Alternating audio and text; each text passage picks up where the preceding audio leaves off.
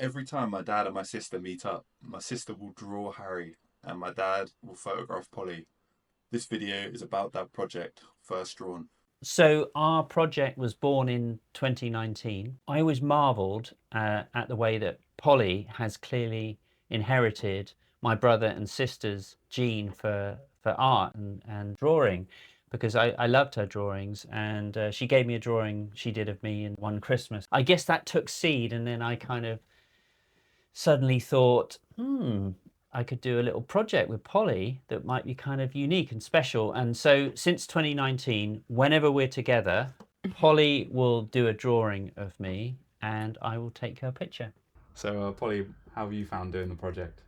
I feel like my relationship to it has changed over time. So it started when I was 23. I think at the time I was less interested in doing it, but it was more like, okay, this is fun. We'll do a shoot together, go for dinner. And I wasn't always in the mood for it. And then over time, as I've got older, I'm 28 now, I see the value in it. Nice to have like a time to be creative that's very different to the work that I do. Now I've seen all the pictures across the years. I'm like, this is kind of cool. You can see both of us over time, and yeah, aging. It kind of documents our relationship, I guess, changing, and yeah, just seeing all of it together, I can see the value more than I did when I was 23. That's nice. Yeah. So, you guys recently had an exhibition together as well. That was in Wales. Where was it in Wales? It was in Aberystwyth. It was great to see it come to fruition, wasn't it? How did you feel seeing yourself up on the wall, Yeah, your work? I feel like it's not the first time you've put a picture of me in an exhibition, but this time I guess it's more of a collaboration. So seeing my drawings and photos of me as well on a whole wall, it was cool. Yeah, first time. So, you're currently working for Meta. I don't know if you want that publicly available. It's fine. Okay. Yeah. So I'm a researcher in tech and in virtual reality. I like researching, I guess, new technologies and the psychology of it. So, maybe I'll be bold to assume there's not the most amount of creativity in that industry, or?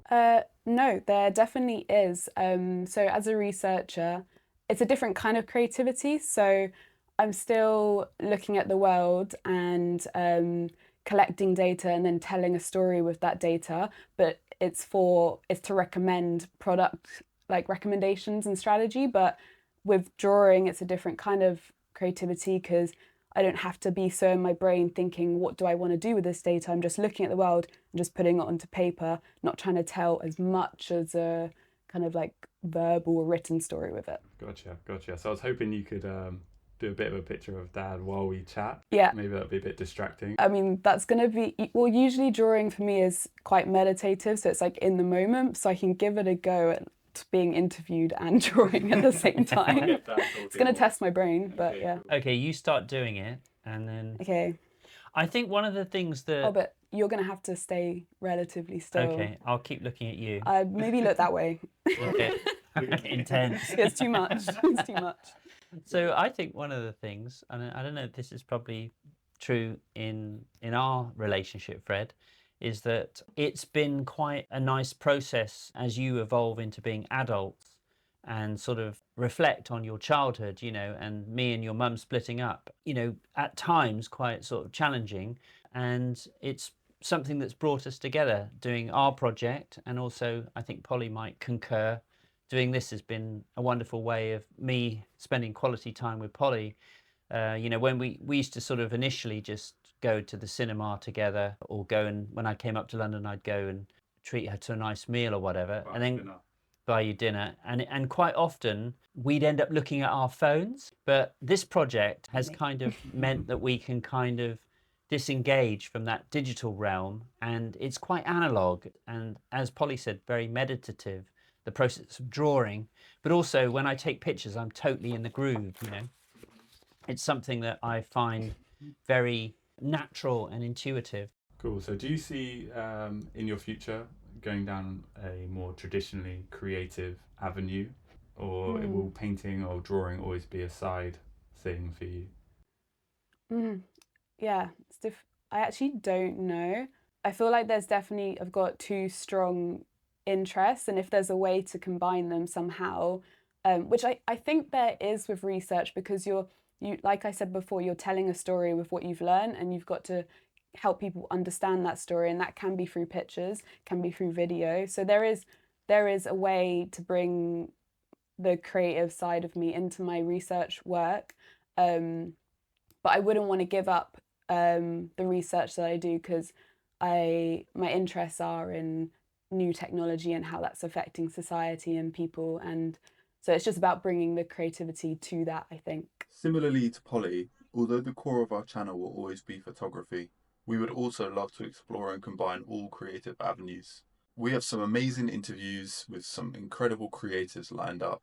Stay tuned, because we hope it should make for some great videos. In this Oh, project, no, I quite like the one that was taken at Goldsmiths, where you were in the street. Actually, two I like. There's another one you took in New Cross, where you bought a plant.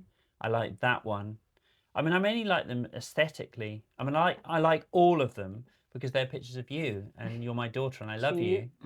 But I was going to say, I also really like, I'm quite fond of the picture we took with your grandmother, my mum, Lavender, because she's no longer with us, and so that was really lovely to have her part of the project. Yep.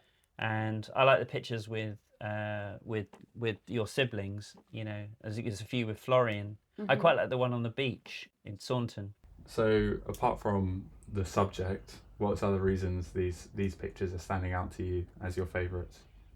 It's a sort of an emotional thing. I think it's really kind of intangible why you respond to a photograph. I mean, some pictures you've tried really hard, and this is just generally with regard to my practice, and they're not really successful, if I'm honest. And then other pictures, you know, you weren't really feeling it, but something comes up, and you survey the shoot, and there's something you really like, and quite often that changes over time because you reassess. So you know, I like the picture where you came down and stayed with me during the pandemic. You were allowed to stay, and you don't often stay with me when you come down to Devon, and that was really nice. And I'm not sure if I like the picture, but also I like the fact that you were staying with me, and it's sort of a moment in time. That's what I was going to ask. Does your love for your daughter ever interact with or bias your ability to see if it's a good photo or not? Yeah, no, totally. It's impossible to be objective about pictures of people that you know, even, let alone people that you unconditionally love. So you say even if you just know them, not necessarily love them, your whole work is photographing people you already have an idea of. So how can you be objective about those ones and say that this is a good photo? I live in a world, and I think it's a good way of living your life, of concentric circles. So I don't really care what, you know, strangers, you know, people I photograph, Jeremy Clarkson thinks. I care about the people closest to me in the center circle. So in the center of the bullseye are you lot and my dog, and you know, my partner, the people that I really love, you know. And then in that second circle, you know, friends that I don't get to see as much as I would like, and so on and so forth. And so there is a marked difference between how you feel about people that are your kind of make your life, give your life meaning, and people that are kind of, you know, I have a vague interest in celebrity, but I ended up photographing celebrities or people who you may have heard of, if you want to use that definition, because I was good at photographing people. And I think if you photograph people and you're good at it, you end up photographing celebrities unless you actively work against that. Yeah, and can you relate to that, drawing people, Polly? As in, like, does the subject bias whether I think it's good or not? Yeah. No, not for me, but I don't know if it's different. Do you like photographing things as much as people? Drawing things Sorry, as much as drawing. people?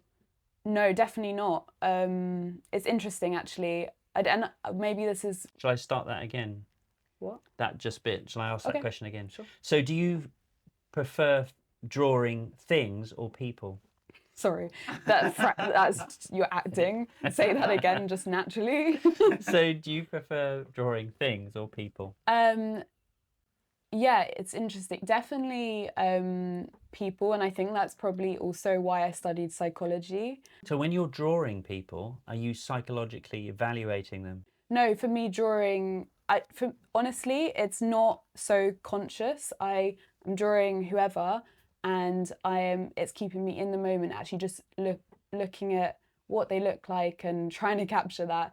But I think without me being able to control it, my relationship with the subject is just impacting the drawing, whether it's like how I'm feeling on the day, whether you've annoyed me or not. It just naturally impacts the drawing, but it's not a conscious thing. Sometimes I look at the pictures and I like them and I think, oh, that's quite flattering. I look, like quite, relatively human. And then other times, no, I always think I look human. But sometimes I do look, I think, God, do I look that old? A bit chubby. Yeah, but it's out of my control. I promise you, I'm not thinking I'm going to draw him old or chubby. Like, it just happens. And it's because I'm not like I don't class myself as an artist. Like, it's not my job. I'm just doing this because I love it, and I haven't studied art. I never went to art school. I'm just doing it because I love it. So I don't feel like I have the same control of the drawing as maybe you do with photography. I actually think of you as an artist, and I always respect your right to portray me. I give myself to the process, and then I just I accept whatever you give me. I never. I mean, you like to be more involved in the photographs. But that's because, I don't know if you agree, Fred, but I think when you grow up with a dad as a photographer, like, you have had experiences where photos you don't like end up in exhibitions. I was assaulted and I had a bloody broken face, and he put that one in an exhibition. Exactly. And made some money. Now I'm older. I didn't make any money. No, can I just clear that up? The policeman told me to take a photograph but he took evidence. an arty photograph that ended up in an exhibition. I took 2 frames with an iPhone 5, and I looked at the picture and I thought, my God, that's just very. And I looked at it recently, and it really upset me because it's a very emotional picture. Okay. And it did get into an exhibition. It was the first time a phone picture got in an exhibition. You know what? Me. Now I'm older. I'm now an adult. I respect that you are where you are today, because photography is everything. You're always thinking about, is this a good photo? And I really respect that. But I think it makes me more wanting, I guess I want to be in control of the image that ends up out there in the world of myself. And so I will be quite alpha, I guess, to make sure that I'm in control. I think you're quite alpha anyway, probably. But Maybe. It's quite interesting. Drawing doesn't have the same kind of rule set.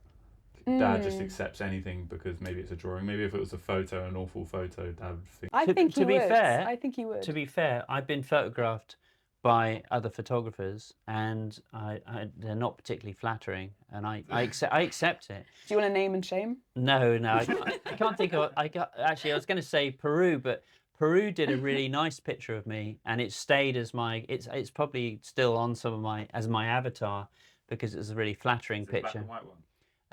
I don't know. Maybe it was because I was young at the time. Oh, I wasn't that young, but it's just a nice picture, actually. The project sort of reflects on the different kind of qualities of each discipline. So with drawing, there are a certain set of ways of doing that, and there are certain things you can do in photography.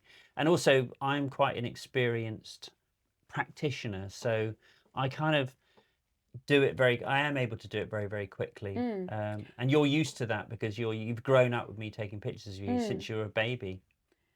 I've got so many great pictures of you. I'm always like in my darkroom finding a negative and then pinging it over to you, aren't I? I do. Yeah, I like that. We should put some of those in this as well. Throw it up. Yeah, my favorite one is, I think, when I'm on your shoulders in the door. That's a lovely picture. That was taken by Rachel Lum, one of my assistants. Yeah, it's a terrific picture. Yeah, I like that one. Cool. So actually, something recently, Dad and we went on a podcast with another YouTuber, really nice guy, Marley. We'll shout out his channel, I'll put it up. And he recently said that he was looking at the first drawn project, Oh, really? and he loved it to begin with. Mm. And his daughter, who she never lets him take pictures of her, Yeah. started drawing her, and he allowed him to take a picture of her. Oh, What, that's she was really drawing sweet. him? Yeah, Oh, that's what he said. That's really sweet. And you know what I've realised? When I mention the project to people, the people that it has the most impact on are dads. Like, imagine. yeah, they love it. I think it Yeah. hits them here. Yeah, Dads with daughters. dads with daughters. Yeah. I think people respond to it, you know, Yeah. as an idea. I think, yeah, people with kids really love it, which I understand. Yeah. So, just kind of finishing up from the interview in here, what's the plans for this project? Book? I think we'll just keep doing it because I think it's important to do things for the intrinsic pleasure of doing them. So there's no end in sight. I think the end will come the inevitable, when Polly sort of pulls the plug on my life support machine. That's dark. No, I mean basically, I'll draw it as well. I think we'll carry on doing it, and I it'll be think a so. nice body of work because it's also about creativity. It's got universal themes. It's about two different mediums. It's intergenerational. It's about creativity in itself for mental health. I mean, you find it you've always loved drawing, haven't you? And it calms you. And I do as well. I find if I take pictures, I forget. I think I said this the other day that I forget to take pictures, and then I feel sort of sad. Deflated. That's a great way of putting it. Yeah. Cool. So that sounds great. I would love to see a book though. Yeah. All right. Well, thank you so much for coming over, Polly, and congratulations on your exhibition. Thank you. Thank you. Thank you. Congratulations to you as well.